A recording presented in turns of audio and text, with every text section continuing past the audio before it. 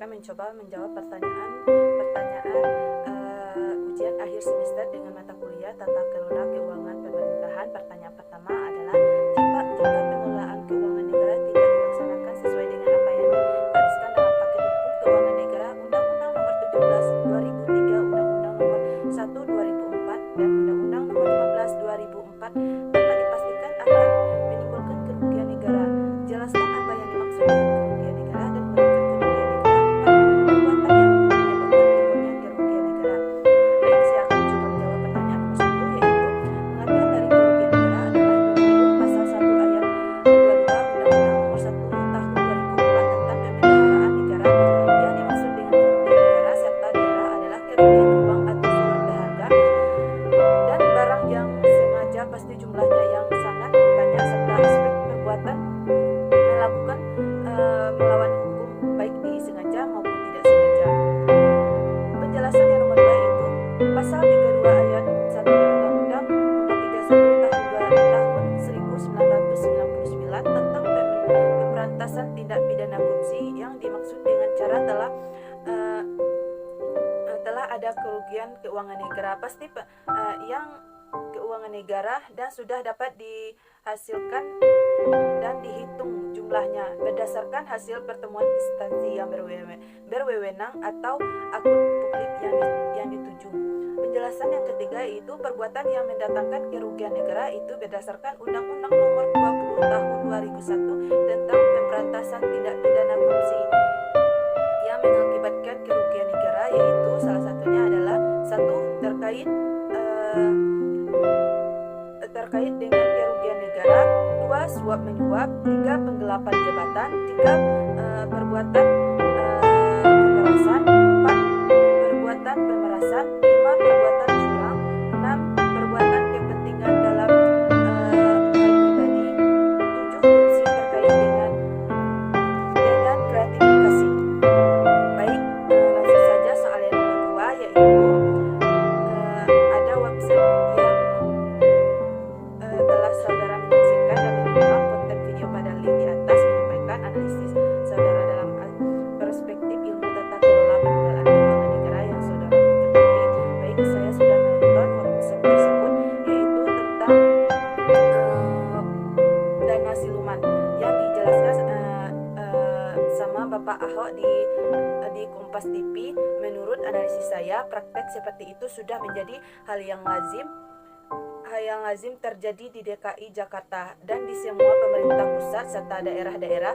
Nah, dana siluman yang tertuang dalam APBD DKI Jakarta, hal ini menjadi hal pelajaran bagi pemerintah dan DPRD DKI Jakarta dengan menyusun APBD harus sesuai dengan kebutuhan masyarakat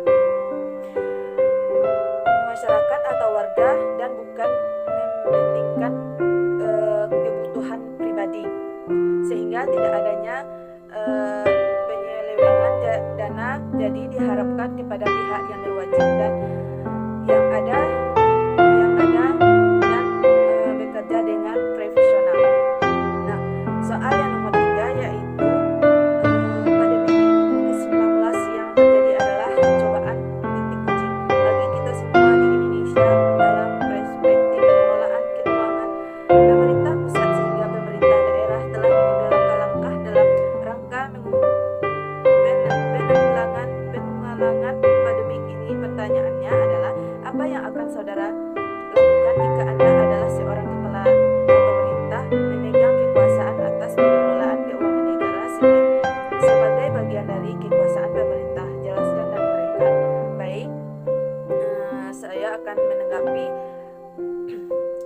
yang terjadi di Indonesia itu bukan yang terjadi di Indonesia saja, tapi terjadi di seluruh dunia. Menanggapi wabah ini yang terjadi di seluruh dunia dan belahan dunia, salah satunya termasuk negara Indonesia, yang terjadi hal ini yang menjadikan perhatian kita bersama. Pemerintah mampu membuat kebijakan yang tepat untuk mencegah dan menjalani dan menangani COVID-19 ini. Dalam menunjukkan hal tersebut, saya sebagai kepala daerah atau gubernur saya akan mengeluarkan kebijakan sesuai dengan tata kelola keuangan negara dalam masa pandemi COVID-19 yang ada di Indonesia saat ini. Nah, kebijakan yang saya keluarkan yaitu kebijakan saya akan mengalokasikan dana pembangunan daerah dan dana APBD kepada penanganan COVID-19 dengan memberikan anggaran kepada bidang kesehatan dan masyarakat dan memberikan bahan pokok seperti bantuan atau sembako kepada masyarakat demi melangsungkan kehidupan yang layak dan yang sehat. Keselamatan masyarakat lebih utama dan lebih penting bagi kita semua. Baik, terima kasih. Wassalamualaikum warahmatullahi wabarakatuh. Baik, di sini saya akan mencoba menjawab pertanyaan.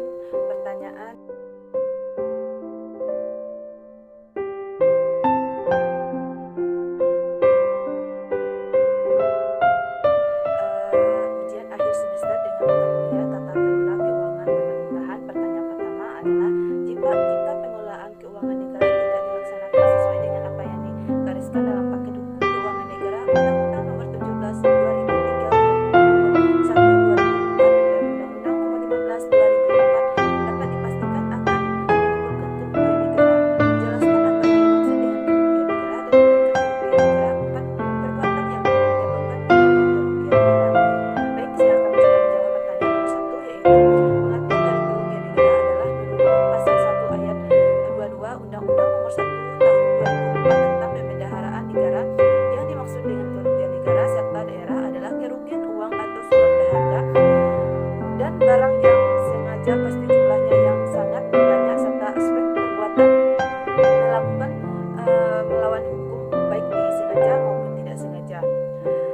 Penjelasan yang nomor 2 itu pasal 32 ayat 1 Undang-Undang Nomor 31 tahun 1999 tentang pemberantasan tindak pidana korupsi. Yang dimaksud dengan cara telah ada kerugian keuangan negara pasti yang keuangan negara dan sudah dapat dihasilkan dan dihitung jumlahnya berdasarkan hasil pertemuan instansi yang berwenang atau akun publik yang dituju. Penjelasan yang ketiga yaitu perbuatan yang mendatangkan kerugian negara itu berdasarkan Undang-Undang Nomor 20 Tahun 2001 tentang pemberantasan tindak pidana korupsi yang mengakibatkan kerugian negara, yaitu salah satunya adalah 1. terkait dengan kerugian negara, 2. suap menyuap, 3. penggelapan jabatan, 3. perbuatan kekerasan, 4. perbuatan pemerasan, 5. perbuatan curang, 6. perbuatan kepentingan dalam hal pribadi, 7. korupsi terkait dengan gratifikasi. Baik, langsung saja soal yang nomor 2, yaitu ada website yang telah saudara menyaksikan dan menyimak konten video pada link di atas menyampaikan analisis saudara dalam perspektif ilmu tata kelola pengelolaan keuangan negara yang saudara ketahui. Baik, saya sudah menonton website tersebut, yaitu tentang dana siluman yang dijelaskan sama Bapak Ahok di Kompas TV. Menurut analisis saya, praktek seperti itu sudah menjadi hal yang lazim terjadi di DKI Jakarta dan di semua pemerintah pusat serta daerah-daerah. Nah, dana siluman yang tertuang dalam APBD DKI Jakarta, hal ini menjadi hal pelajaran bagi pemerintah dan DPRD DKI Jakarta dengan menyusun APBD harus sesuai dengan kebutuhan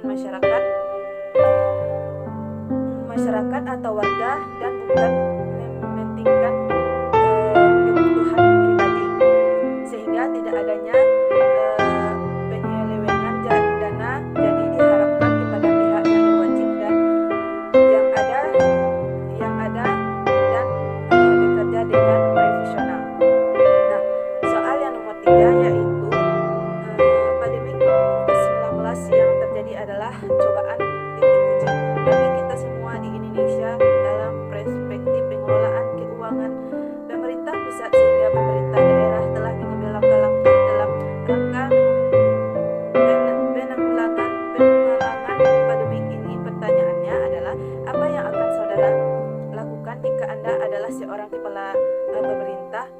memegang kekuasaan atas pengelolaan keuangan negara sebagai bagian dari kekuasaan pemerintah. Jelaskan dan uraikan.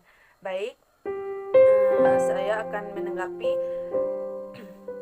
yang terjadi di Indonesia itu bukan yang terjadi di Indonesia saja, tapi terjadi di seluruh dunia.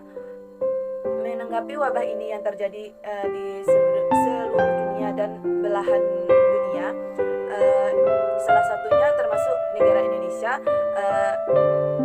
yang terjadi hal ini yang menjadikan perhatian kita bersama. Pemerintah mampu membuat kebijakan yang tepat untuk